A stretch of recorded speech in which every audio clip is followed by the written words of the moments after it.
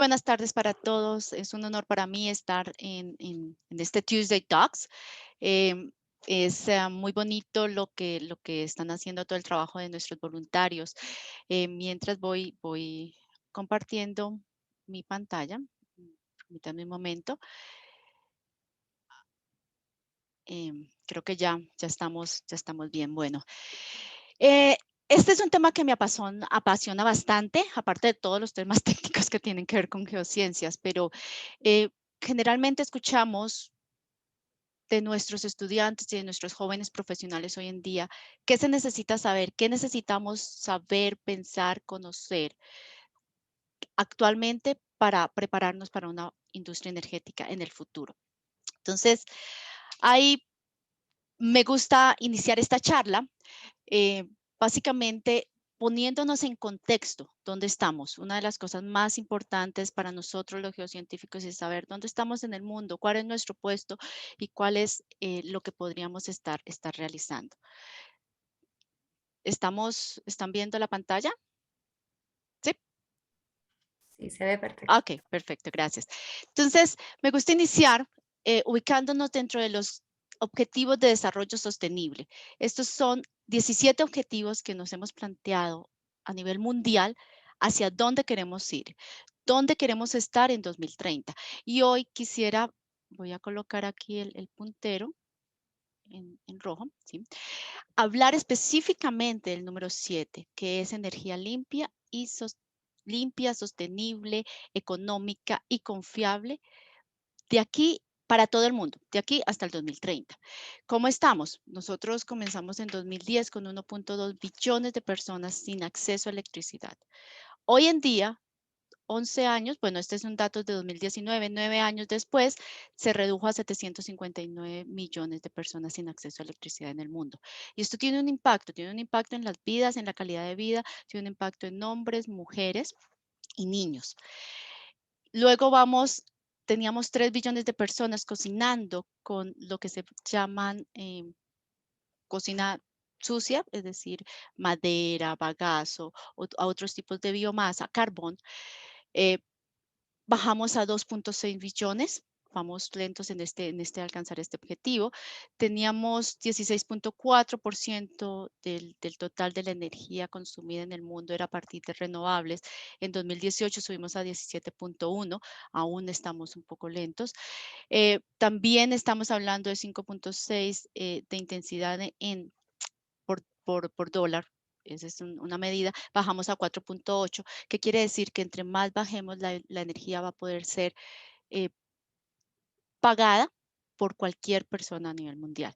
Y tenemos una inversión de 10.6 billones de dólares para financiamiento en países en vías de desarrollo para energía limpia, subimos a 14 billones. Entonces, estos son como unas medidas. Y ustedes dirán, bueno, ¿y eso para un geocientífico qué? Nos importa mucho porque en parte, y eso es lo que vamos a desarrollar durante toda la charla, vamos a tener un impacto directo o indirecto en cada una de estas medidas. Este es algo que para mí fue revelador cuando lo encontré, es algo que tú tienes en tu mente, que vas pensando en 20, 20 y algo años de carrera, pero lo sacó la Sociedad Geológica de Londres. Y los invito a ver la página, entrar a la página y ver toda la cantidad de material que ellos tienen. Entonces, tenemos aquí todos esos objetivos de desarrollo y ahí cuando ustedes se preguntan, bueno, ¿y eso para qué nosotros? ¿Dónde, en qué papel estamos jugando? Bueno, aquí ustedes observan en cada una de las partes de las actividades humanas vamos a estar nosotros involucrados. Y hablo humanas porque estamos hablando hoy en día de geología planetaria, desde geología planetaria o ciencias planetarias, lo llamaría yo hasta la paleoclimatología, geomorfología. Vámonos también a la parte de recursos minerales, minerales críticos, energía geotermal, hidrogeología, que hidrogeología no solamente, estamos hablando también de energía, eh, almacenamiento de energías, eh, tenemos inclusive políticas gubernamentales. Entonces, en cada uno de estos puntos se necesita un geocientífico, sea geólogo, geofísico, geoquímico, petrofísico, vamos a necesitar. Dentro de lo que se ha pensado, y esto es un documento bastante extenso que los invito de nuevo a leerlo, pero hay unos puntos donde se habla del futuro y dónde seremos críticos. Entonces, nosotros vamos a ser críticos en asegurar el acceso a agua limpia, agua potable, y que eso sea sostenible en el tiempo. Eso es algo que pues lo tenemos muy claro y eso va a impactar la energía porque nosotros también tenemos energía hídrica. Luego, en el segundo punto, estamos hablando de asegurar que tengamos fuentes y extracción de minerales críticos que son necesarias para nuevas tecnologías energéticas. O sea, queremos una transición y es súper importante comenzar a planearnos para eso, pero necesitamos los minerales para hacer esa transición. Y eso lo hace un geólogo, un geofísico. Tenemos que comenzar a entender la parte superficial del subsuelo en el término de energía geotérmica. ¿Cómo podemos y de dónde podemos sacar energía geotérmica? También tenemos que comenzar a desarrollar infraestructura segura para el almacenamiento de todos estos tipos de energías alternas, es decir, lo que estaríamos hablando de construir facilidades. Y que estas facilidades nos permitan desarrollar tecnologías o ya poner en práctica, porque hay muchas tecnologías en la captura de carbono. Y esto, entendido en un todo, estamos hablando de energía, estamos hablando de medio ambiente, estamos hablando de un conjunto de cosas que tienen que comenzar a trabajar en conjunto. Y ahí estamos los geólogos y los geocientíficos. Y un cuarto punto que no es menos importante y es el tema del cambio climático, que tenemos que comenzar a mitigarlo. Eh, y en esto tiene una gran parte en influenciar en las políticas gubernamentales.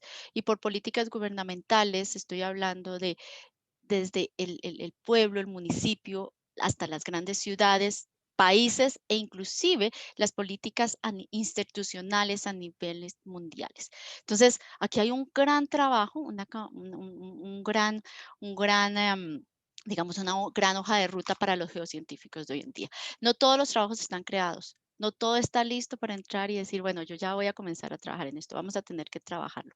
Pero esto es uno de los panoramas hacia el futuro que creo que engloba absolutamente todo lo que en nuestras cabezas de estudiantes o jóvenes profesionales estamos teniendo o estamos analizando. Pero antes de eso, pues sentémonos hoy en día. ¿Cuál es el panorama hoy en día en términos energéticos? Entonces, a mí me gusta referenciarme con la Agencia de Energía Internacional, la Agencia Internacional de Energía, perdón. Ellos sacan un review, una revisión cada año, la de este año, donde ellos analizan el año inmediatamente anterior. Entonces, ¿qué pasó? ¿Qué ha pasado? Y de repente, si esta charla fuese hace un año, año y medio, sería totalmente distinta porque realmente teníamos un tren muy normal de crecimiento. Eh, el año pasado, con el COVID-19, pues sucedieron una cantidad de fenómenos rápidos y que impactaron en gran medida tanto en nuestra habilidad para pronosticar el futuro energético, como realmente qué pasó. Entonces, el año pasado definitivamente lo que se vio fue un bajonazo que no se había visto en 70 años. Bajamos en el término de demanda energética a nivel mundial. Fue inclusive mayor que la crisis de 2008. Entonces, aquí en el cuadro de la izquierda vamos a observar desde 1970 hasta el 2020 cómo han sido los cambios en demanda energética por fuente. Entonces, tenemos el carbón que bajó. El año pasado estábamos pronosticando un bajonazo del 4% eh, en el 2020. Realmente fue el que más afectado se vio, sin embargo, bajó eso, 4% no más. Sin embargo, cuando vemos hoy en día, eso es 2020, para 2021, que vemos que la demanda subió 4.5% en 2021. ¿Eso qué quiere decir? Que hoy estamos no solo a los niveles de 2019, sino ya por encima. Eso es un impacto fuerte y lo van a ver en el término de emisiones de CO2. ¿Qué pasó con el hidrocarburo en esta parte? Em, Estábamos pronosticando hace un año exactamente con la pandemia y con la incertidumbre que íbamos a bajar a 8.8% en demanda. En realidad bajó un poco menos. El hidrocarburo fue de los que continuó todo el 2020 en declive. ¿Por qué? Porque este es utilizado para el transporte y el transporte fue el que más se vio afectado. Tuvimos menos movilización a nivel mundial. ¿Qué esperamos en este 2021? Que vuelva a subir a 6.2, o sea, ya vamos a alcanzar casi la meta. ¿Y por qué no va a subir los 8, 9, 10% que bajó el año pasado? Porque los niveles de viajes, de movilización a nivel mundial, no han llegado al punto normal. Entonces, es un impacto grande. ¿Qué pasó en el gas natural? En realidad, en el gas natural esperábamos un bajonazo del 5% en la demanda, solamente llegamos al 2%. Estos pronósticos se hicieron en abril, cuando comenzamos la pandemia en la mayor parte del mundo, pero ya la teníamos en los países asiáticos.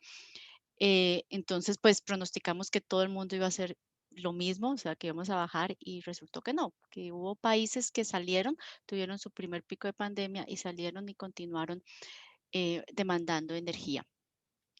Para este año estamos pensando en que se va a crecer 3.2. Entonces, lo que bajamos el año pasado en el 2% ya lo superamos y comenzamos a producir más, a demandar más. En la parte de renovables que tenemos aquí, ustedes observan que hay un punto que hemos ido creciendo de a poco, o sea, de una forma muy suave.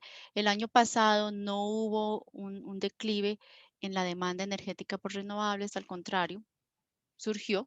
Ese fue el único que realmente tuvo un repunte positivo. eh, y eso es un 3% aproximadamente. Eso fue en 2020 y sí hay muchas tecnologías que repuntaron gracias a la pandemia, porque nos vimos en la necesidad de buscar unas fuentes alternativas a ciertos que ya teníamos tradicionales. ¿Qué se espera en 2021? Esperamos que la demanda de energía en lo que llaman renovables aumente en un 8% en 2021. Realmente en 2020, en total, declinamos 4% en nuestra demanda energética a nivel global. Pero en 2021 estamos esperando subirla a 4.6%, o sea, alcanzar los mismos niveles de 2020, 2019 y subirla. Miremos un poco cómo se vio afectado aquí en el cuadro de la derecha por países. Entonces, lo que fue el año pasado, entre 2019 y 2021. Entonces, China fue uno de los países que primero cerró sus fronteras, que encontró el COVID. Eso fue hacia el último cuarto de 2019. Ellos cerraron y cuando ya en el mundo, como hacia marzo, comenzamos a cerrar el resto del mundo, ellos ya comenzaron a abrir. ¿Qué significa eso? Y eso uno puede decir, bueno, pues, pero no afecta. Afecta en el sentido en que aunque nosotros hayamos cerrado en el resto del mundo, China siguió produciendo, bueno, requiriendo energía primaria. La demanda energética de China creció, cosa que no pasó en muchos países del mundo. En todos, desde aceite, hidrocarburo, carbón, gas, renovables, ellos tuvieron un repunte muy alto, si ustedes observan acá, y inclusive la parte nuclear. O sea, ellos de todas formas su demanda primaria energética creció casi en 8%. Lo mismo la India tuvo un repunte positivo, exactamente lo mismo. Hay otros países como son Estados Unidos y bueno, la Unión Europea, que no es un país, sino es un conjunto de países, en renovables crecieron la demanda energética y la demanda energética en otros tipos como aceite, gas y carbón, inclusive la nuclear, decreció, fue más pequeña. Entonces, esto es bien interesante porque observamos que la demanda no sufrió tanto a nivel global, solamente porque tenemos países como China e India que demandan mucha energía y que siguieron haciéndolo a pesar de la pandemia. En el mundo, como ustedes observan, y es como una conexión, básicamente el hidrocarburo fue uno de los que bajó más, movilización, transporte, ustedes van a observar que ese es el sector donde más gastamos o consumimos energía del hidrocarburo.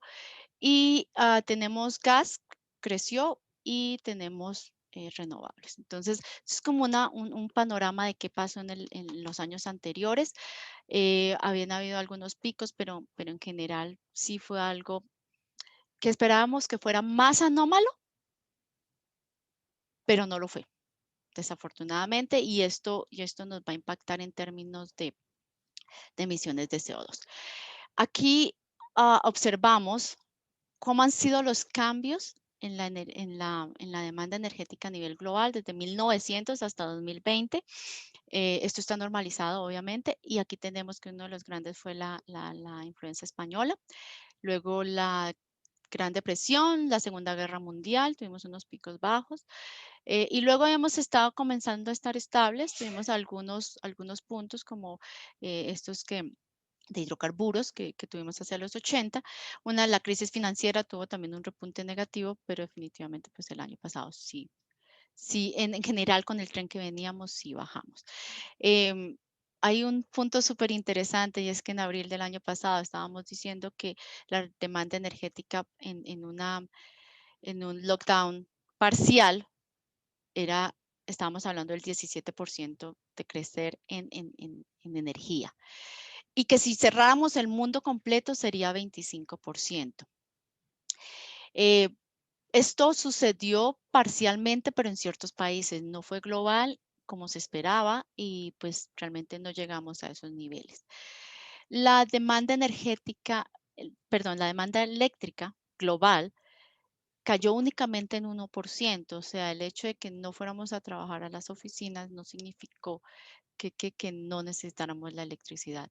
La estamos utilizando en nuestras casas y solamente tuvimos un bajonazo del 1% en 2020 y vamos a incrementar a 4.5% en 2021 porque eh, de todas formas la economía sí se redujo el año pasado y las economías actualmente están buscando recuperar lo que no ganaron o ganar lo que que no ganaron el año pasado este año. Entonces, vamos a ver un repunte en todo lo que es de los mercados y van a tratar que muchas economías que retrocedieron comenzar a revitalizarlas. Em, y esto es particularmente cierto en economías donde estamos en desarrollo, como es la región latinoamericana y del Caribe. Algunas economías que son de países desarrollados, en su demanda bajaron a niveles de 2019 y se piensa que van a seguir así. Aquí en el cuadro de la derecha vemos cómo la variación en la generación energética entre 2020 y 2021 va a estar, va a estar, eh, va a estar dada. Y tenemos el porcentaje entre 2010, el cambio entre 2019 y 2021. Y esto aquí estamos hablando de todas las fuentes energéticas. No nos referimos ni a renovables ni a no renovables. Creo que en tener las opciones es súper importante para cada uno de nuestros países. Entonces, en solar em, vamos a bajar un poco entre 2019, 2020 y 2021.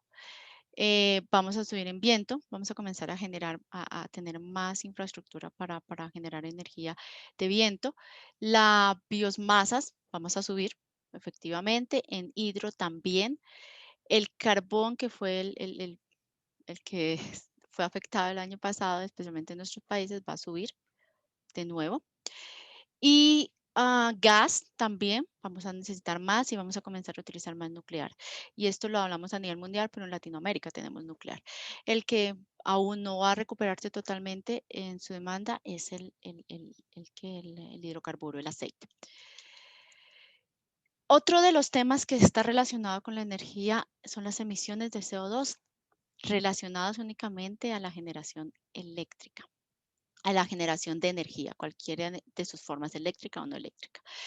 Y aquí vemos cómo hemos venido con el tiempo desde 1990 hasta el 2021, bueno, 2020, 2018 fue el pico más grande, creciendo en emisiones de CO2. Aquí en el 2009, un bajonazo 2008-2009 que está relacionado con la crisis financiera, pero en general íbamos subiendo. El año pasado definitivamente sí bajamos. Recuerdo haber escuchado muchas charlas y que siempre nos alegrábamos de verlos, la foto de China súper limpia, bonita, diciendo que hemos bajado en emisiones de CO2, pero yo creo que era como muy pronto, eso fue como en mayo, junio, después China volvió a sus niveles, inclusive más fuertes, y esto es lo que no bajó tanto, y ya los estamos recuperando. Estamos recuperando, volviendo a niveles de 32, 33 gigatoneladas de producción de CO2. ¿Y cómo está afectado? O sea, ¿cómo está compuesto? Si ustedes observan en la gráfica de abajo, pues ya vamos a ver, tenemos carbón, hidrocarburo y gas. Aquí están relacionadas las emisiones de CO2 que son directas con el consumo. Entonces, por eso es que únicamente tenemos aquí el gas, el hidrocarburo y el carbón, porque relacionada a la producción de energía, por ejemplo, solar, tendríamos que relacionar las emisiones de fabricar todos los instrumentos, de generarlo, de transportarlo, de almacenarlo. Pero en este caso estamos mirando y pues el año pasado sí bajamos en gigas toneladas. Ya este año volvimos a subir. El año pasado fue uno de los más grandes en cuanto redujimos las emisiones de CO2. Y fue algo que en este momento, hace un año, estábamos muy contentos porque dentro de lo que tenemos nuestros objetivos de 2030 es bajar las emisiones de CO2 que están relacionadas con la energía. Esto es lo que en 2019 se tenía. El carbón es el que tiene más o menos el 40% de las emisiones de CO2. Luego viene el hidrocarburo, el aceite, con otro 40% y un 20% está relacionada al gas. Estos son los 30, esta es la composición de los 33 gigatoneladas.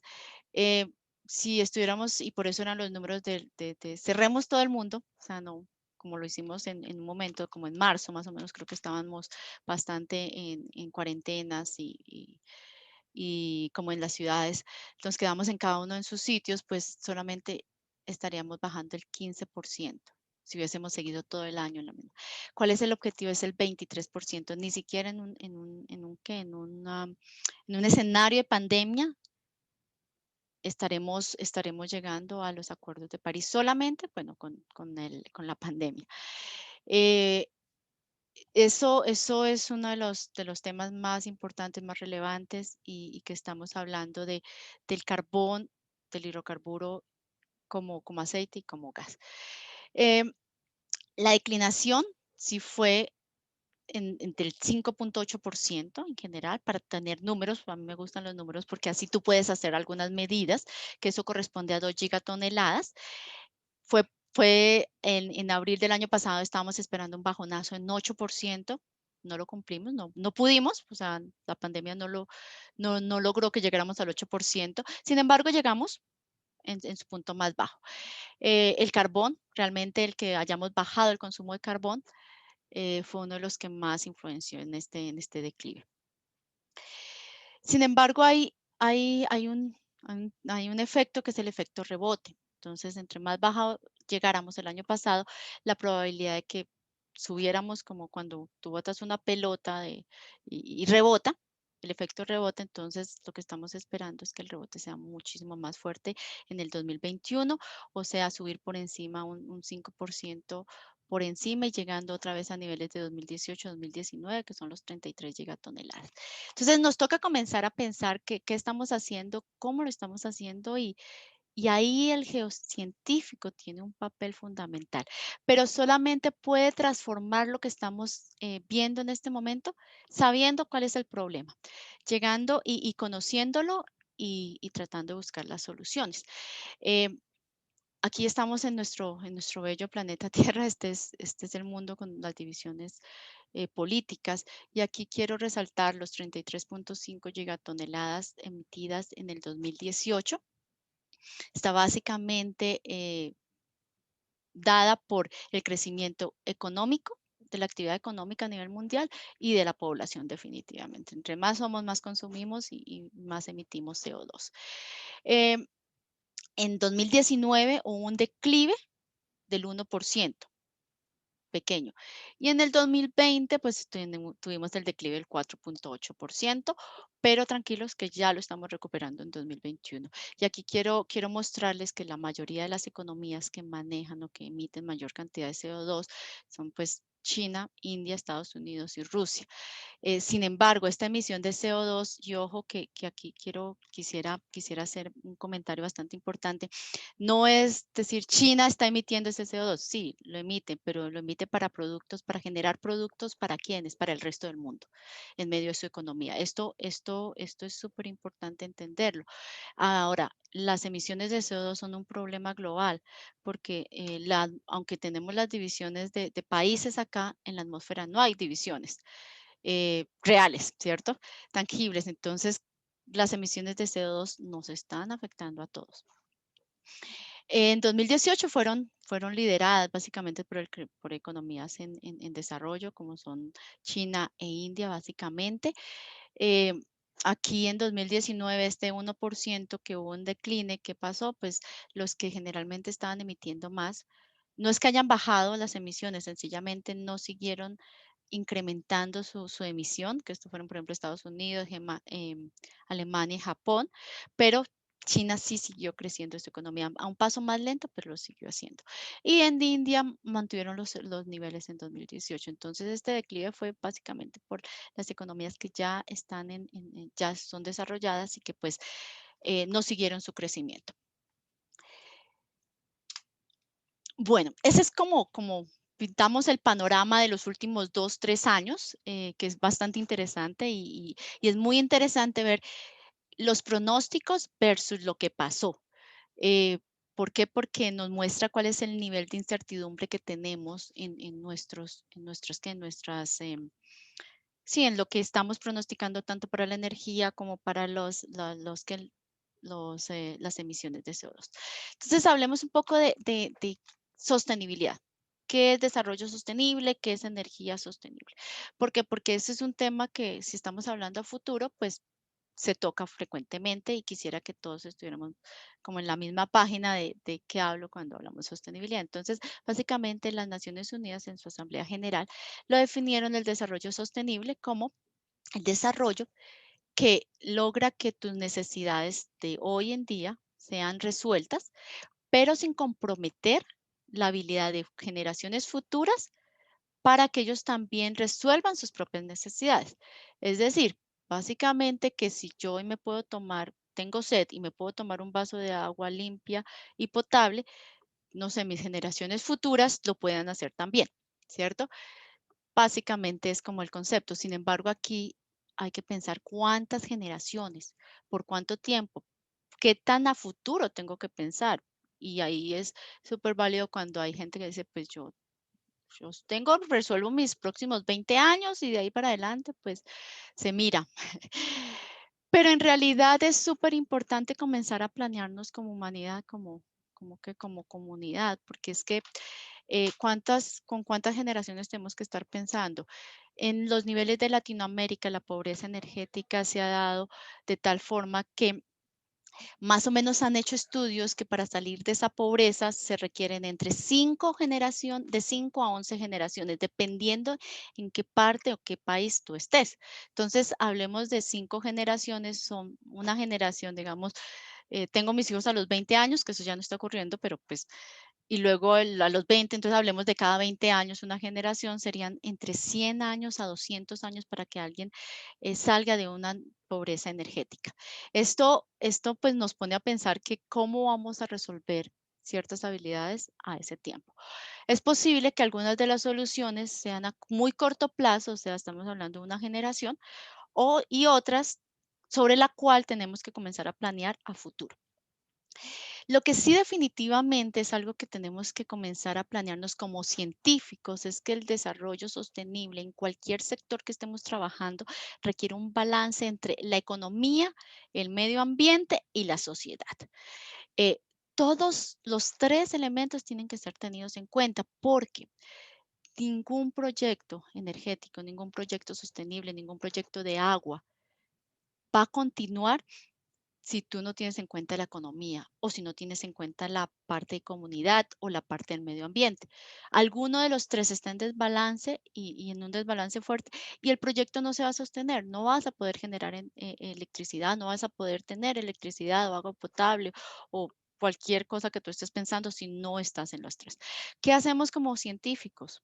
Bueno, analizamos esos riesgos, creamos planes de mitigación, creamos planes de u otras, encontramos nuevas soluciones, utilizamos los que ya tenemos, que esos son los planes de mitigación, las soluciones que ya tenemos, y luego encontramos nuevas soluciones que sean más eficientes, que sean más fácilmente aplicables. Y luego innovamos. O sea, tú necesitas, y para innovar es acción, ¿cierto? Aquí hay algunos puntos que para los jóvenes científicos, para los estudiantes en este momento, yo quiero poner y es sobre la energía. Em, la energía que queremos ahora en nuestro país, en nuestro continente, en nuestra ciudad y en el futuro, ¿cómo la vemos? La mezcla energética, la matriz energética es única para cada región, ¿cierto? ¿Cómo la vemos hoy? Tenemos que comenzar a reconocerla. ¿Cómo llega la electricidad a tu casa? La gasolina que tú utilizas en tu carro, las partes plásticas, hablemos de todos los subproductos que estamos hablando de energéticos. ¿Y cómo la queremos en el futuro? O sea, necesitamos saber que si hoy utilizamos todo en aceite, todo lo utilizamos del hidrocarburo, eso va a ser sostenible y por cuánto tiempo. ¿Y cómo lo queremos en el futuro? Lo segundo es si lo que queremos es adecuado en términos del desarrollo sostenible regional y global. O sea, nosotros tenemos hoy en día, digamos, solamente gas y eso es lo que utilizamos. Y de repente decimos, no, es que el gas no lo podemos seguir utilizando. En 20, 30, 40 años queremos que todo sea viento. Ok, ¿eso es posible?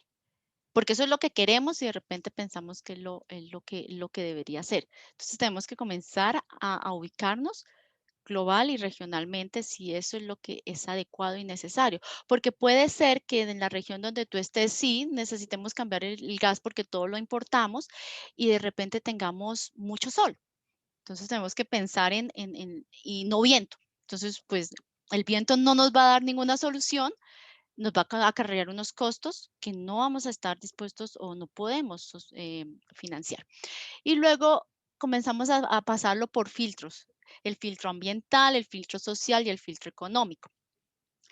Y en este tema ¿estamos dispuestos a pagar más por la electricidad si viene de fuentes no renovables? Si no las tenemos, si no tenemos la base económica para generarlas, o de repente queremos hidrocarburo y eso tiene mayor costo en nuestras áreas. Entonces, un balance es lo que se requiere y comenzar a pasarlo por los tres filtros. Siempre va a haber un precio ambiental a cualquier actividad humana. Siempre va a haber un precio de comunidad y un precio económico que impacta las dos anteriores. Entonces, esto es súper importante comenzar a visualizarlo como un todo. Entonces, ¿qué hace un joven profesional hoy en día?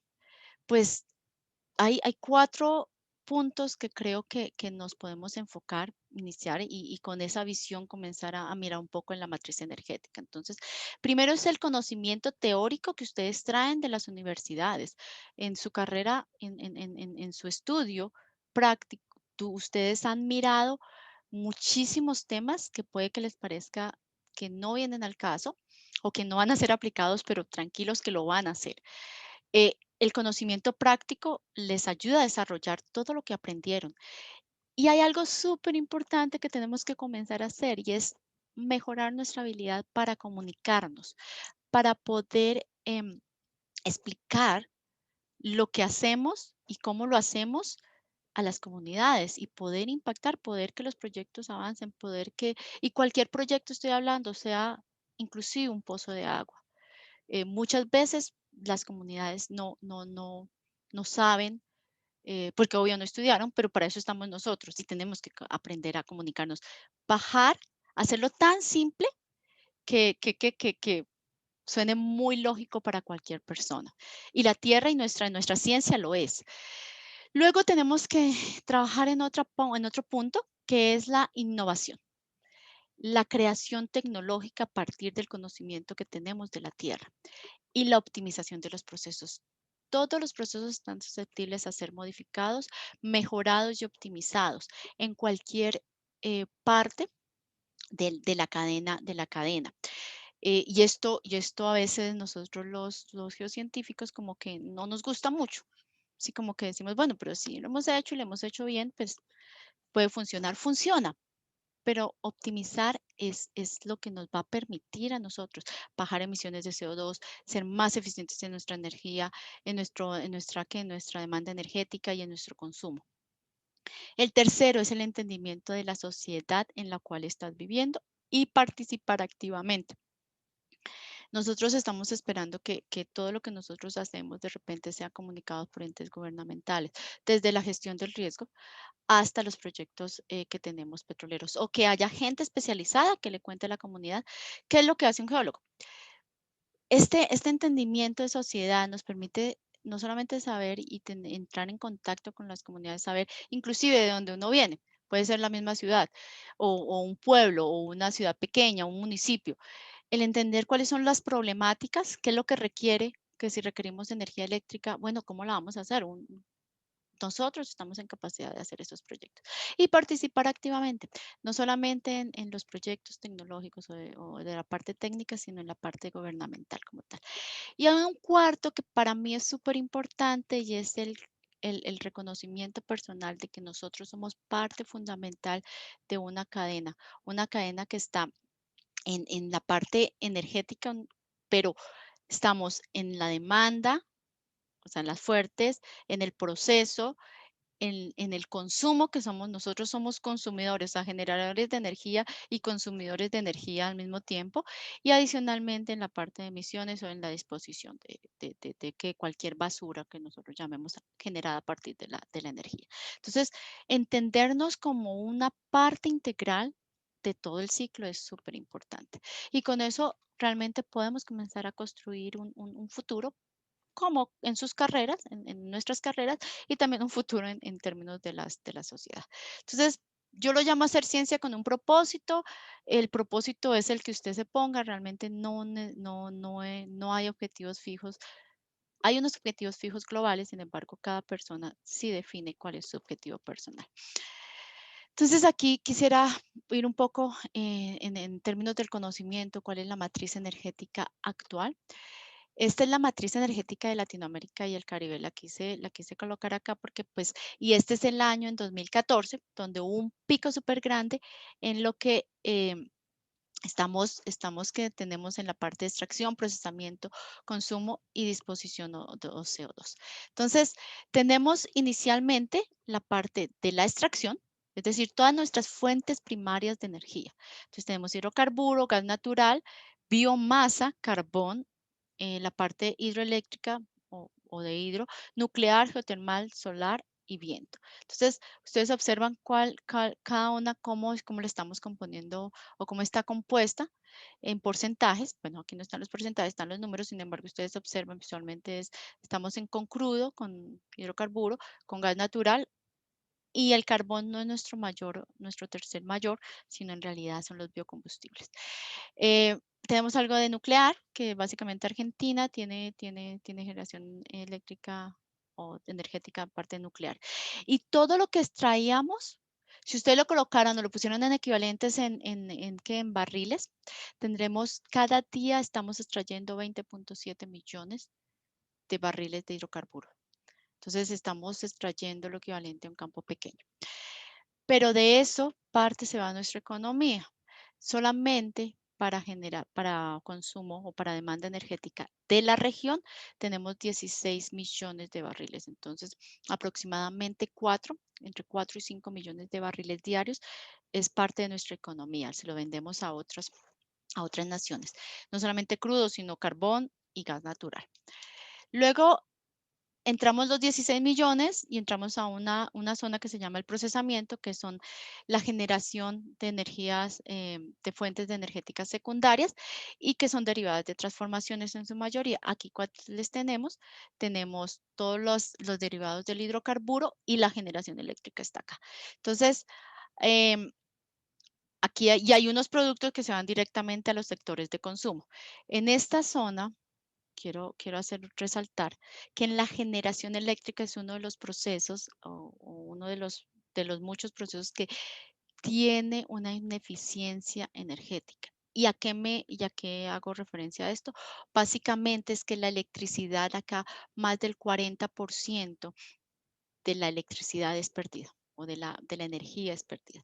Entonces, esto que ustedes ven así rayadito, básicamente es que se perdió. ¿Se perdió cómo? En calor. Ok, ¿cómo aprovechamos ese calor que está saliendo de la generación eléctrica para que nos genere más energía? Una pregunta que puede ser, que pueden responder a partir de tecnología.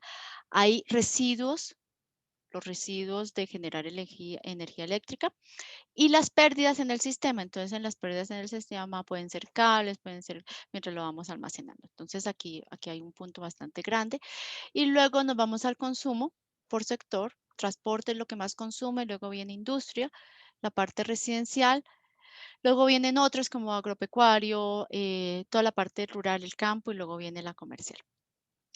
Entre lo que entramos 16 millones de barriles y llegamos a consumir 12, 4 millones de barriles se pierden a diario en la generación eléctrica o generación energética en cualquiera de sus formas. Entonces ahí es como bien importante. Y finalmente tenemos tanto la disposición como lo que emitimos, como los residuos, el CO2 en este caso, y aquí lo coloco Latinoamérica en este año tuvimos 1.21 gigatoneladas de CO2, comparado con el resto del mundo, pues somos realmente bajos en términos de región. Em, Dos puntos que quiero resaltar aquí es que el transporte genera 451 megatoneladas de CO2, es casi el 40-45% de nuestras emisiones de CO2. Necesitamos comenzar a repensarnos cómo hacemos nuestro transporte más eficiente y con menos emisiones de CO2. Y la segunda parte, el segundo punto es la electricidad. La generación eléctrica por sí tiene unos residuos de 308 megatoneladas de emisiones de CO2. Entonces, eh, esta generación eléctrica, pues efectivamente nos corresponde a todos, porque nosotros utilizamos la energía eléctrica que están haciendo allá y son 302, 308. Entonces ahí hay como un par de comentarios importantes que es bueno tener en cuenta. Y aquí un poquito de la historia. Conocer la historia es importante. Los trenes, veníamos en una subida súper importante desde 1990, llegamos a un pico máximo en 2014, como les mostré, y comenzamos un pequeño declive. ¿Es pequeño realmente o nos hemos mantenido en términos de extracción? Y luego esto está dado por el consumo, un consumo comenzamos a consumir más energía y en 2014 lo volvimos como estable. Em, Finalmente las emisiones sí se ven, comenzamos a emitir más, comenzamos en 600 megatoneladas. Doblamos de 1990 a 2014 a 1.21 gigatoneladas. Hoy en día estamos aproximadamente en 1.15 gigatoneladas. Esto también se da un poco por el tema de la optimización, ¿no? Entre más cambiamos nuestra flota de transporte, lo hagamos más eficiente, nueva tecnología, eso ayuda. Entonces, nuestro panorama en la región no es tan dramático, no estamos creciendo a ritmos desmesurados, pero recuerden que pues estamos en un mundo que tiene una atmósfera compartida y pues cualquier optimización que se haga en la región y que pueda llegar a ser exportada, pues es un bienestar para todos. Y hablando de eso, ustedes observaron que que tenemos nuestros dos principales hidrocarburos, o sea, aceite y teníamos el gas. La tercera biomasa y luego venía el carbón. Pero definitivamente hacia abajo teníamos otras energías y creo que el éxito está en tener una mezcla, una matriz energética donde no toda tu generación eléctrica esté en un solo producto, sino lo tengamos por sectores. Entonces, esto es lo que se llama tenemos una base de hidrocarburos, gas y aceite, pero debemos apalancarnos para ir creando nuevas energías o nuevas tecnologías que nos permitan generar energía de otro tipo de fuentes y poder llegar, no sé, 30, 40, 50, 100 años si el hidrocarburo nos comenzamos a producir menos, podamos aún tener energía eléctrica o energía en todas sus formas. Este cuadro es bien importante, son todos los minerales que requerimos para generar energía con diferentes tecnologías, las cuales están en la parte superior. Ustedes observan para cada una que se requiere. Aquí se incluye carbón e inclusive gas, porque pues necesitamos ciertos metales, minerales para eh, tener las facilidades o cómo lo vamos a cambiar a energía puramente. Em, Aquí quiero hacerles la parte de almacenamiento de energías es crítico. ¿Por qué? Porque ahí es donde es una de las partes que no ha permitido que lleguemos a avanzar un poco. Sí hemos avanzado una cantidad grandísima. ¿Por qué? Porque pues en los últimos años la parte de la tecnología ha sido muy buena. Sin embargo, todavía estamos a niveles que no podemos decir que vamos a generar mucha energía eléctrica a partir de renovables porque no tenemos dónde almacenarla simplemente o no tenemos cómo distribuirla. Y eso genera costos.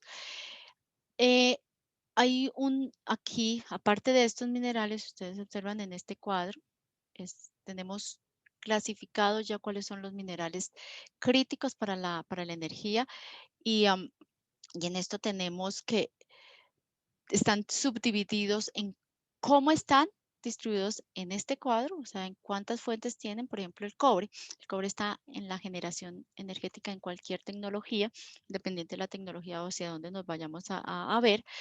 Y hay otros que están muy restringidos, como estos que quiero hacer énfasis, el litio, el cobalto y el grafito, que básicamente los grafitos lo vamos a encontrar únicamente para el almacenamiento energético, lo mismo que el litio. Eh, y aquí los hace que si comenzamos a generar mayor energía de renovables, discúlpenme, necesitaremos más sitios donde almacenar, necesitaremos más litio, necesitaremos más grafito.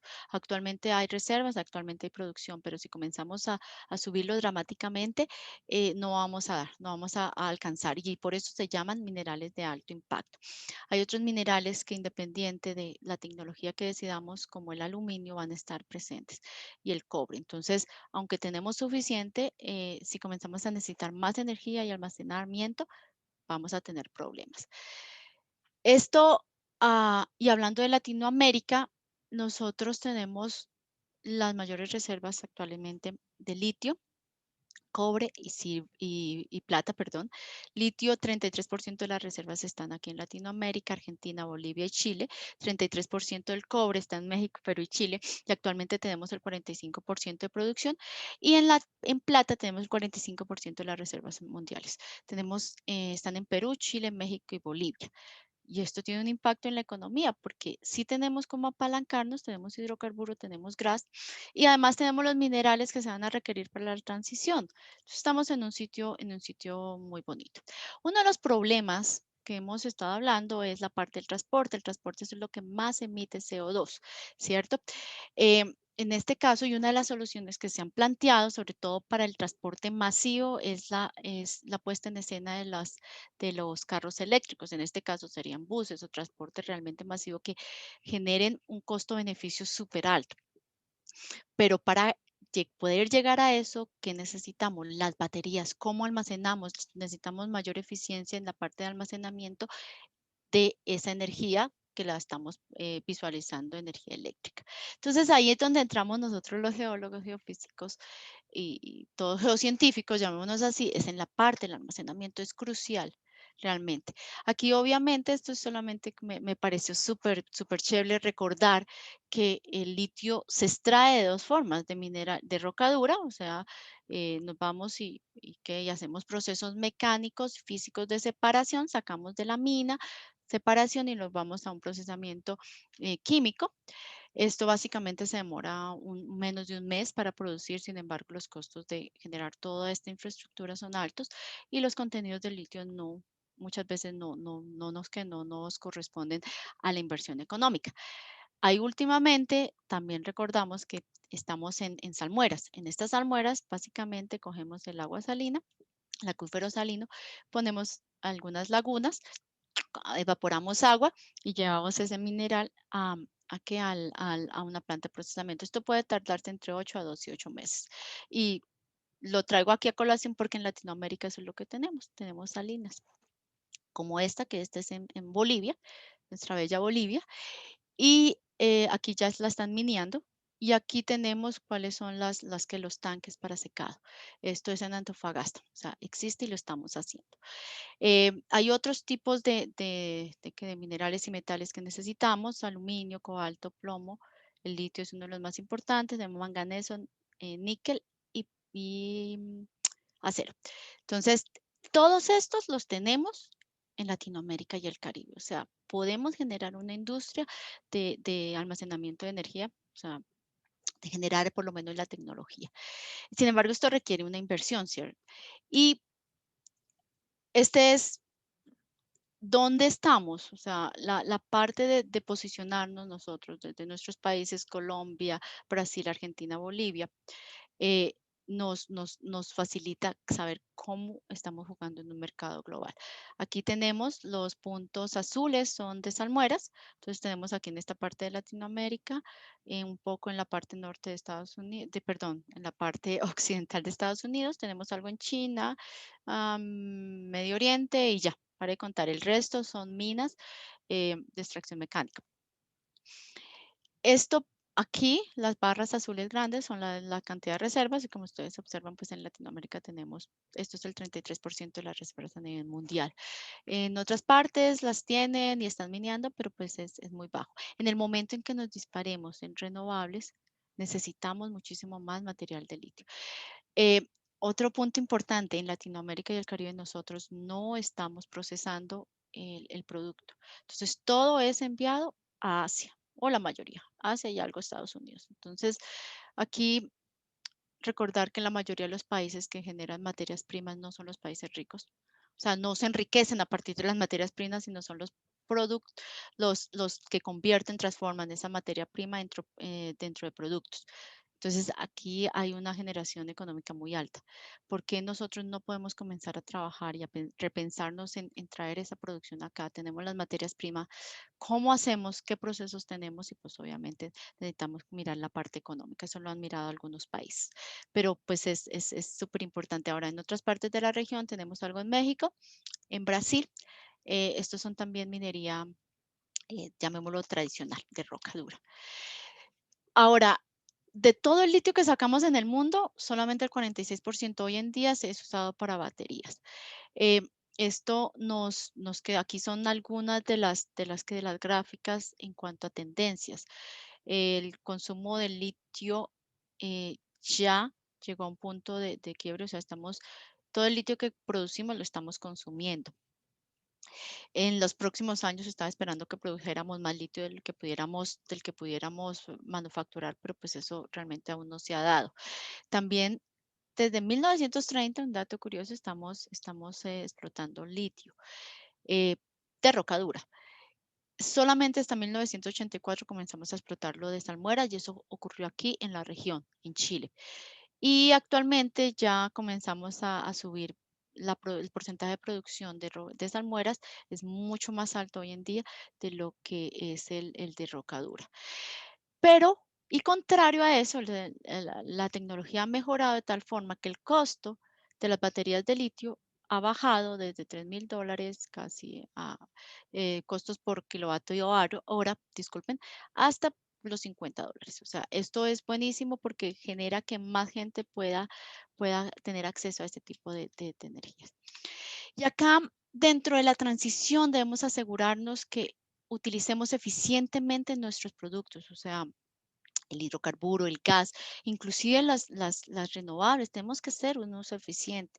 Es decir, tenemos que sopesar, poner en la balanza entre el proceso de extracción, entre la extracción y los procesos para transformación, si los productos obtenidos y los servicios pues equivalen. ¿Y a qué me refiero? Es un ejemplo chiquitito, pero si nosotros nos gastamos entre 5 y 10 años explorando para hidrocarburos y sacamos la primera gota y la llevamos a un centro de procesamiento, hacemos transformaciones químicas, en todo esto estamos gastando energía y emitiendo CO2. ¿Para qué? Para sacar plásticos de un solo uso. Plásticos de un solo uso que el tiempo de vida puede ser 5 minutos, mientras que lo recibes y lo botas en la basura, a años. Porque hay gente que dice, no, esto sí me sirve y pues lo voy a seguir utilizando. Y ese es tu consumo. Y luego cuando ya termina eh, el, el- el- el tiempo de vida, o bien hacemos una disposición que no es responsable y lo dejamos por ahí, que evidentemente va a comenzar a partirse por el sol, la temperatura, presión, temperatura, todos los cambios del clima y comienzan a colocarse en microplásticos. Eso no se disuelve, sencillamente se fractura. Y termina en 1, 2 años, 10 años dentro de corrientes oceánicas. Y esto está comprobado y son microplásticos, ni siquiera se ven, no son las grandes olas que a veces nos asustan, no, en realidad son los pequeños. O hacemos un proceso de reciclaje que es enfocado y aquí tenemos el tipo de plástico. No todo se puede reciclar, no todo se puede reutilizar, tenemos del 1 al 7. Hay unos que sencillamente no podemos hacer ningún tipo de proceso. Y entonces esto, ¿qué estamos haciendo? Estamos utilizando de repente un recurso que vamos a necesitar en el futuro para cosas que no, realmente los servicios que nos están prestando no son grandes. Y estamos desaprovechando la oportunidad de hacer una transición energética eficiente realmente. Uno de los temas es el CO2. Entonces, ¿qué vamos a hacer con el CO2, con las emisiones de CO2 que estamos generando a partir de la energía? Entonces, uno de las soluciones que se ha dado es secuestrar carbono, CO2, almacenarlo o usarlo. Entonces, esto sencillamente es una técnica que básicamente consiste con, vamos a las fuentes que generan CO2 relacionadas a energía o industria y lo transportamos a una zona donde lo almacenamos y lo aislamos por un buen término. Entonces, esto es una opción, esto no es la solución ni la panacea, pero es importante entenderla y creo que es uno de los planes de mitigación que son muy importantes para comenzar a estabilizarnos en términos de las concentraciones de CO2. De hecho, está ubicada como que en 2040 si comenzamos a utilizar todos los planes o a seguir todos los planes de captura de carbono, bajaremos 9% en el gigatoneladas, o sea, en las emisiones de CO2. Esto es uno de los temas, no es todo. Pero no es la única tecnología. Ahora, ¿cómo entramos ahí los geocientíficos? Pues antes de eso, quisiera comentarles que Petrobras en nuestra región es, tiene unas facilidades de captura de carbono, o sea, ellos ya están adelante. Ellos están capturando CO2 de una planta de procesamiento de gas natural offshore, es decir, es una cogeneración, estamos enlazando tecnologías y fuentes para poder mejorar nuestro ambiente. Entonces, a partir de Enhanced Oil Recovery. Este proyecto ya lleva varios años, es un proyecto que está realmente en firme. En este mapa lo que estamos observando es dónde se encuentran localizados los proyectos de captura de carbono. Los que están en rojo son comerciales, o sea, ya están produciendo dinero. Entonces, estamos produciendo dinero de algo que realmente nos beneficia mucho. Eh, hay los de azul, azul oscuro, son proyectos o facilidades que son comerciales y que están en desarrollo. O sea, ya hicieron la exploración, sí les dio y comenzaron a desarrollarlo más. Hay algunos, los claritos, los rojos claritos están suspendidas, posiblemente no daban la economía. Y hay algunos pilotos que se están dando en la región, México y Brasil están dándose. Sé que hay unos proyectos en Argentina y otros en Colombia. Eh, Importante observar, Europa, Estados Unidos, China, Medio Oriente y Australia son los países que están liderando, perdón, y Canadá. Nosotros tenemos que comenzar a mirar si aquí también nos está dando algún tipo de economía. ¿Y dónde entramos? Bueno, resulta y pasa que el almacenamiento puede hacerse de forma geológica. Ahí se han mirado en 7 partes. Básicamente, bien sea en campos o reservorios que ya están, yacimientos de gas y de hidrocarburos que ya depletamos, tienen espacio poroso y podemos inyectar CO2. Lo segundo es lo que están haciendo, podemos para mejorar el recobro en algunos campos, inyectamos CO2, producimos hidrocarburo. Es un gana-gana. Tres, también podemos utilizar en zonas muy someras, perdón, muy profundas, en instalaciones offshore.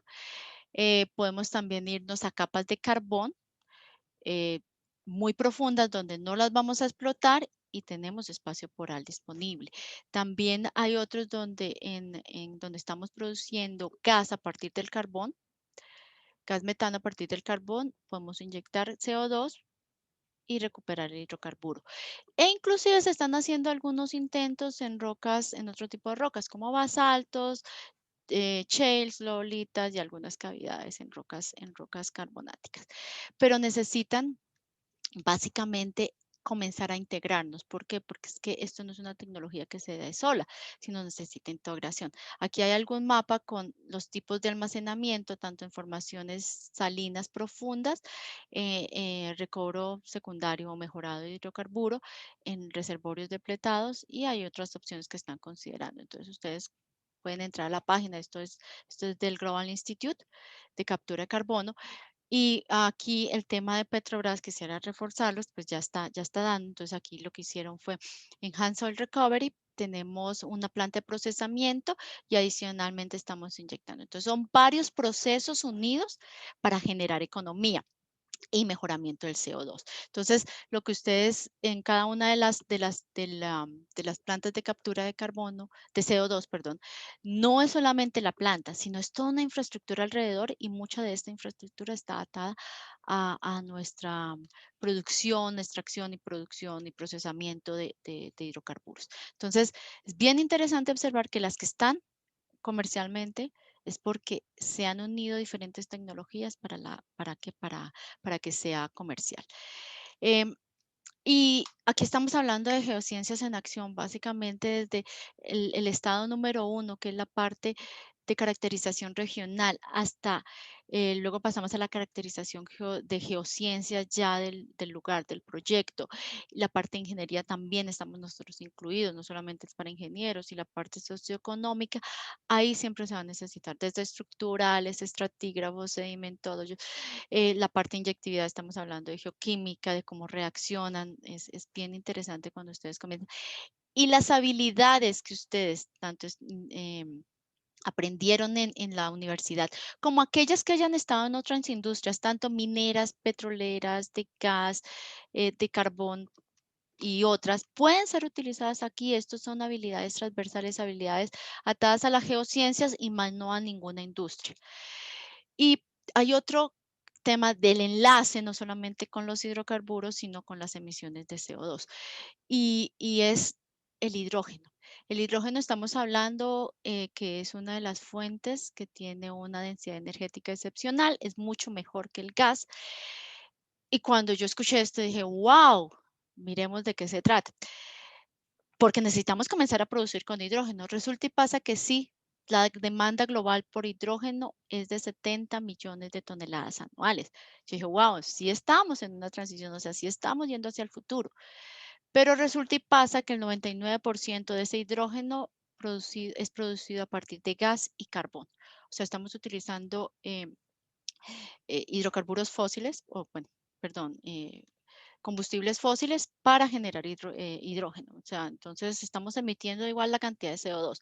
De hecho, que cuando ustedes observan y colocan tanto los sectores como los países que más emiten CO2, está China con 10.8 gigatoneladas anuales. Luego viene Estados Unidos, India, Rusia, Japón y luego como primer renglón a nivel mundial está la generación de hidrógeno global. Está con 830 megatoneladas, casi lo que produce toda la región. Entonces, este es un tema que sí es súper bonito entenderlo, porque aquí hay un potencial para la optimización muy grande. ¿Cuál es la idea? Que nosotros comencemos a generar hidrocarburo, perdón, energía a partir de hidrógeno, pero que no sea de gas natural y de carbono y de carbón. O si lo hacemos, tenemos que implementar otras tecnologías. Y aquí es cuando podemos unir hidrógeno, gas y captura de carbono. Entonces, como tenemos el hidrógeno gris, perdón, el cual básicamente es de gasificadoras y lo que estamos generando es CO2 e hidrógeno. Y en esto, cuando lo generamos el gris, pues básicamente todo este CO2 se va a la atmósfera. Entonces sí, tenemos un muy buen combustible, muy buen, que es el hidrógeno, pero pues tenemos puntos que no son tan buenos. Cuando nos vamos al hidrógeno azul, es lo mismo, lo cogemos, generamos energía a partir del gas, eh, del agua y del carbón, pero cogemos el hidrógeno como fuente energética y el CO2 cogemos en el sitio, lo capturamos y lo almacenamos biológicamente. Ese es un escenario ideal. También existe el hidrógeno verde, que básicamente es del agua y del viento y de la parte solar. Tenemos un electrolizador y generamos hidrocarburo y oxígeno. Perdón, hidrógeno y oxígeno. Entonces, esto sería el ideal, pero aún no es económico. Sencillamente lo han intentado y no ha sido económico. Entonces, pues por el momento podemos comenzar a implementar esta tecnología mientras que estemos generando. Y el hidrógeno unido a la captura de carbono está liderando la transición, está liderando el cambio en muchos sentidos. O sea, vamos a generar energía a partir de gas y de otras fuentes, generamos el hidrógeno, lo sacamos y tenemos ahí mismo las fuentes, las infraestructura para capturar el carbón, el CO2. Y ahí necesitamos geocientíficos que nos digan dónde podemos inyectar, dónde podemos almacenar geológicamente ese CO2. Y acá es sencillamente abrirse el panorama de qué viene al futuro. Estamos hablando de proyectos que se están generando en muchas partes con diferentes tipos de actividades humanas, desde la producción de cemento, la producción de hierro, de acero, el gasto energético, waste to energy, fíjense que lo están mirando y lo están mirando como esa basura que estamos generando la podemos convertir en almacenar, generación de gas natural, obviamente. Generación de energía a partir de gas y de carbono, súper importante, se vienen unos proyectos muy importantes, pero necesitamos dónde almacenarlos. Y luego vienen otros productos y otras fechas, o sea, sí está el futuro ya está acá, no es tan lejano como nosotros estamos pensando y necesitamos comenzar a tener todas estas habilidades y a estudiarlas y a entenderlos y a saber que existen. Finalmente, hay un puntico que es la parte del gobierno. El costo de la diversificación muchas veces está dado por los gobiernos, no solamente por la industria privada. Sin embargo, y este es el crecimiento anual que se ha hecho de inversión en energía de renovables, o sea, tecnologías para renovables. 2019 se bajó, en 2017 hubo uno de los grandes picos, luego bajamos a 301 billones. Y la mayoría está dada por assets financieros, o sea, los financieros se están dando cuenta que eso es el negocio del futuro y están invirtiendo. Ojo, nosotros no nos hemos dado cuenta que aquí eso es un muy buen negocio a futuro. Entonces, y cuando ustedes ven ya cómo se distribuyen a nivel mundial, quién está aportando más, China, que es uno de los mayores, de los países que demandan mayor cantidad energética, pues está generando su propia investigación porque la capacidad energética saben que va a crecer, entonces necesitan ser más eficientes. Luego viene Estados Unidos, Europa, otros países de Asia-Pacífico, otros países de América. Brasil es el único que en Latinoamérica tiene una inversión fuerte. Y si vayamos solamente aquí en Latinoamérica, Brasil, Chile, México y Argentina están mandando la parada. El resto de los países estamos haciendo muy poca inversión en la capacidad de renovables. Y aquí dentro del top 30, pues sí aparecen nuestros 4 países. Brasil está bien rankeado y el resto de nuestros países no. Entonces aquí hay una falta de pronto en la política gubernamental. Y como un cierre, em, realmente estamos como muy lejos de determinar y de poder definir claramente hacia dónde está avanzando nuestra demanda energética, cuáles son los impactos a largo término, perdón, que tuvo esta pandemia, porque sí hubo muchas cosas que avanzaron, otras se frenaron y otras se reevaluaron. Entonces, la industria que realmente va a salir, porque aún no estamos afuera, va a ser diferente. yo creo que van a haber cosas que van a ser muy retadoras, y eso no lo pienso pues yo, esto lo dice el director ejecutivo de la Agencia Internacional de Energía, y realmente ahí es donde se requieren que los líderes de geociencias aparezcan en las regiones, en las ciudades, en sus países, inclusive en sus propias comunidades, a liderar este proceso de transición energética, a liderar los procesos que tenemos actualmente. Y que eso se puede hacer desde cualquier sector, no hay un sector correcto, no hay un lado de la industria correcto. La economía, la academia hace parte de esta industria energética, no es ajena a esto. O sea, en la academia es donde se crean los técnicos, las personas técnicas, las personas directivas que se van a utilizar en la industria. Y la industria no es el demonio, o sea, cualquier industria energética nos provee lo que estamos utilizando hoy en día. El hecho que ustedes me puedan escuchar hoy en día, básicamente está dado porque esta industria está funcionando. La consultoría es súper importante, los startups, los emprendimientos, puede que sea la parte menos fácil, porque no estamos acostumbrados aquí en Latinoamérica específicamente a los startups, a los emprendimientos tecnológicos, a las optimizaciones ya por parte de personas o pequeñas compañías, al crowdfunding, al generar los fondos, a pedir, a presentar proyectos de nuestras propias ideas, porque las tenemos y yo he escuchado unas fantásticas y muchas veces pues no sabemos cómo. Las asociaciones profesionales también es válido trabajar en ellas y como geólogos, geocientíficos, científicos de las ciencias, eso es una opción. Y hay muchas otras sectores que nos pueden dar. Y todo esto lo tenemos que hacer éticamente, porque es que la parte ética, tanto personal y profesional, en nuestra profesión, en nuestra parte de geociencias, es súper importante porque impactamos vidas, porque depende de lo que hagamos, se muere o no la gente, así de sencillo. O sea, si nosotros generamos o bajamos los niveles de pobreza energética, se logra que en países donde no haya, pues pueda llegar a haber y pueda llegar a haber hospitales que gracias a ciertos aparatos y energía eléctrica salven vidas.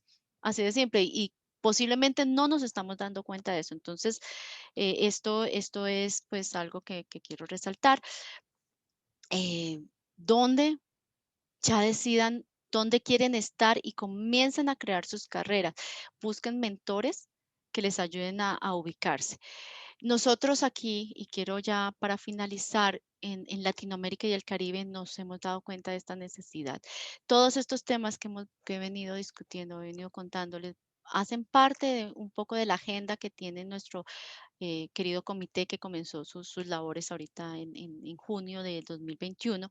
Tenemos Gabriela, Kay, Erika, Alejandro, Dinash y Carolina están trabajando fuertemente para ofrecer unos programas de ayudar a que jóvenes profesionales, estudiantes de mid-career hagan una transición y puedan comenzar a ver diferentes objetivos, diferentes visiones de la energía y dónde pueden ubicarse. Entonces, quisiera cerrar mi charla con esto porque parte de mi inspiración para hacerla son ellos, son los jóvenes profesionales, son la gente que realmente quiere ver una industria mucho más grande, con una visión más fuerte y empoderándonos y sabiendo que juntos somos más fuertes. Realmente muchas gracias y pues espero que les haya gustado y les haya parecido interesante la charla.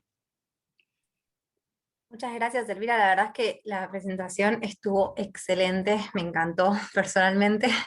Bueno, y a partir de este momento vamos a comenzar con la ronda de preguntas y respuestas que surgieron durante la charla. Recuerden que, bueno, va a ser de aproximadamente 30 minutos y que en este tiempo pueden continuar enviando las dudas. Y también si alguno quiere hacer alguna pregunta verbalmente, tiene que avisarnos mediante el icono de la manito o escribirnos en el chat para que habilitemos el micrófono. Así que bueno, voy con la primera que es larga, así que voy a leer. Dale. Dice, este año El Salvador declaró como moneda legal el Bitcoin. La cantidad de energía para obtener Bitcoin para los mineros de Bitcoin es muy grande, por eso van donde hay energía barata, o sea, el carbón. El gobierno salvadoreño está invirtiendo mucho dinero en la búsqueda de nuevos plays geotérmicos para poder generar estos Bitcoins mediante el uso de energía geotérmica. Si se llega a tener éxito el plan de El Salvador, no solo en la búsqueda, sino en los objetivos que tiene el país con este proyecto, otros países dentro de la región que poseen la entalpía suficiente, o sea, los países dentro del cinturón de fuego, podrían también explotar este recurso natural. Esto cambiaría las reglas del juego para las siguientes décadas. ¿Posicionaría a la energía geotérmica como una de las más solicitadas? Excelente exposición, saludos desde el Ecuador, José Villao. Bueno, José, es súper interesante porque es un análisis que tenemos que comenzar a hacer. Sí, yo creo que sí cambiaría. La cuestión es que la energía geotérmica, si tú observas dentro de la región, no tiene todavía prominente. ¿Qué sí cambiaría? Es que si logramos tener las facilidades para generar, para almacenar esa energía, ¿cierto? Yo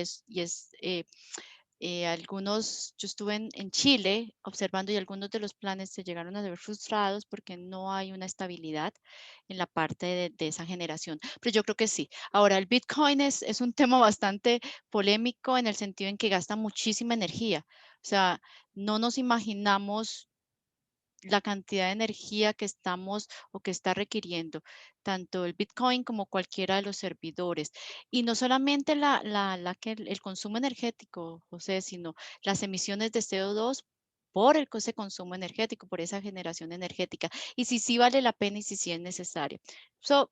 Claro, son preguntas de tipo moral. Pero cambiaría el juego, sí. Cambiaría el juego siempre y cuando las facilidades, la infraestructura en los países que generen energía geotérmica sea construida por los países, o por lo menos que las ganancias estén en el país, ¿cierto? Porque como se requiere una inversión alta, generalmente vienen países que tienen mucho dinero y ofrecen hacer la infraestructura y manejar el proyecto por un tiempo mientras ellos recuperan su ganancia. Implica que no hay ganancia para el país muchas veces. Entonces, ahí es donde la política energética tiene que verse reforzada, ¿cierto? Y la política energética del país, eso sí va muy a los países. Entonces, creo que tienen que ser un poco más justas, tienen que tener unos contratos muchísimo más justos, pero cambiaría totalmente. Eh, la energía geotérmica tocará observar realmente cuáles son los costos económicos y cuál sería lo que realmente requeriría, porque serían una cantidad muy alta. Y lo importante es que la mayoría de la mano de obra sea de los países, porque todo es un dominó, ¿cierto? En estos proyectos energéticos todo es un dominó, no hay una parte aislada donde tú digas aquí gano y aquí pierdo, no, o todos ganan o todos pierden.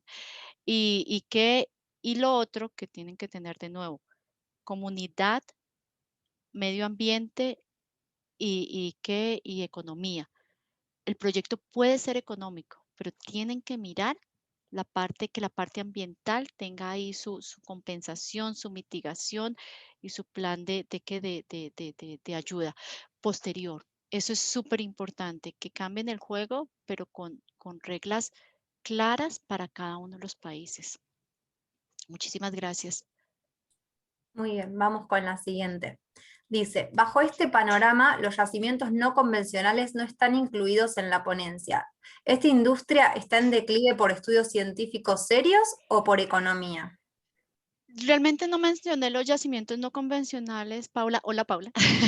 Porque realmente están incluidos dentro de la parte de hidrocarburos. O sea, todo lo que nosotros actualmente estamos produciendo, haciendo extracción y explorando, se compila todo en hidrocarburos, ¿sí?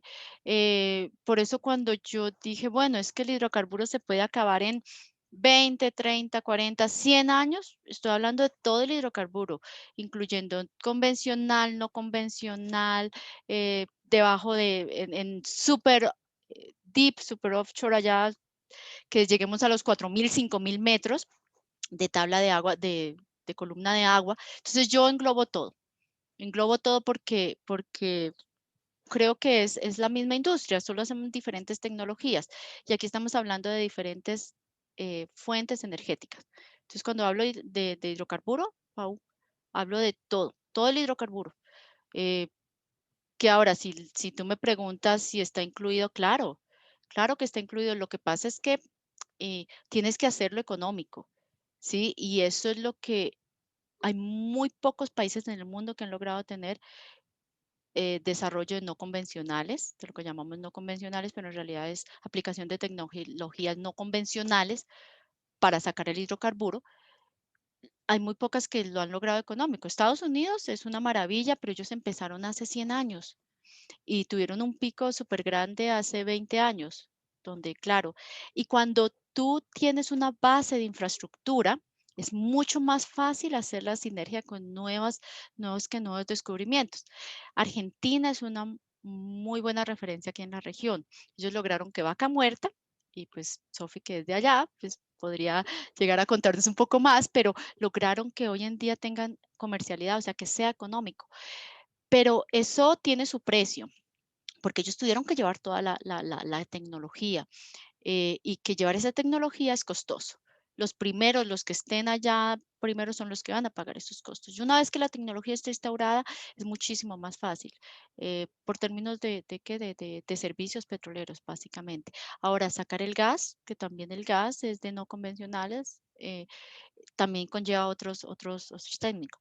Ahí yo dentro de mis charlas de VG tengo una de no convencionales, donde se puede observar que no solamente la parte geológica, Canadá tiene una de las mejores rocas para extraer gas, pero, y las mejores producciones, pero están al final de la cadena, o sea, al final del gasoducto. El transporte de ese gas a los centros donde lo necesitan hizo que el proyecto se cerrara, que no fuera económico. Entonces, y no lo lograron, o sea, no lo lograron y no es por ni la geología, inclusive el precio estaba bien, pero la parte del transporte, que es fundamental, no logró. Hay otros países que lo han intentado, México ha hecho unos pilotos. México tiene en mi opinión, obviamente aquí son mis opiniones de lo que conozco y de mi experiencia, en México están muy cercanos a Estados Unidos. Eso les puede ayudar a que traer la tecnología sea mucho más sencillo. Entonces, todo está incluido y sí, va a llegar un momento en que por necesidad comencemos a que el hidrocarburo, lo que llamamos no convencionales, sea económico porque no tengamos más. Y puede ser, dependiendo de la región, en 50 años, Paula. Puede ser 30, puede ser 20, dependiendo de la región, ¿cierto? Eh, pero eso es algo que pues muchos países lo han intentado, inclusive los países europeos, y han hecho sus pilotos. Y sencillamente Polonia pues tenía todo, o sea, tenía la parte, tenían listo la parte política, necesitaban el recurso, porque si no tenían que traer de Rusia y están trayendo. Pero la parte de la geología no les ayudó y el proyecto no fue económico. Entonces así podemos ir analizando cada uno de los casos muy local y yo lo incluyo en los 20, 30, 100 años que te estoy hablando. ¿Cuándo? Cuando se den los factores propensos y básicamente que no tengamos más. ¿Mm? Ese es mi comentario. Gracias, Pau. Muy bien, vamos con la siguiente de Sebastián Rodríguez.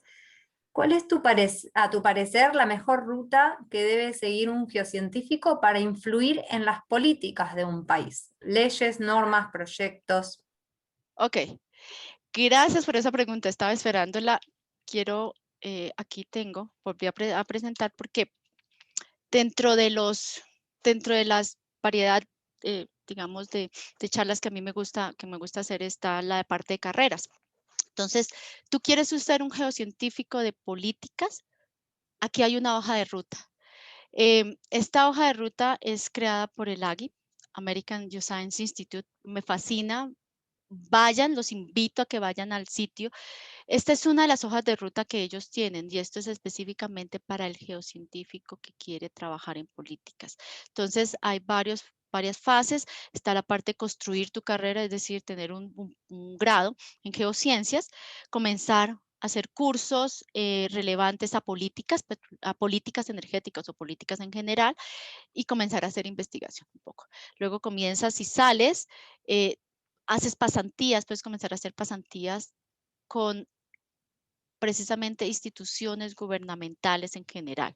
Pueden ser en tu país, en tu región o a nivel mundial, que existen, ¿no? O sea, las instituciones como Naciones Unidas, las instituciones como el EIA, el Banco Interamericano de Desarrollo, el World Bank, para nombrarles algunos, tienen internships. Y ahora inclusive hay internships ahí que son virtuales. Entonces, tú comienzas y comienzas a crecer, comienzas a entender y comienzas a trabajar, digamos, en tu tema. Luego, si tú quieres, comienzas a hacer un máster o un PhD, puedes hacerlo en lo que tú consideres realmente, porque es profundización del conocimiento.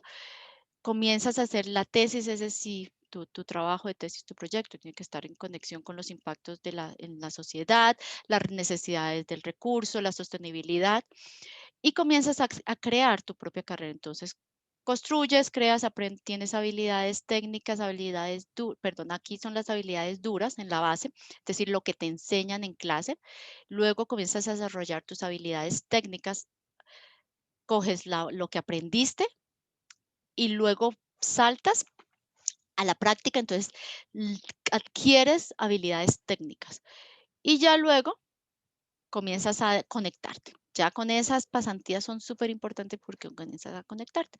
Luego, ¿quieres más?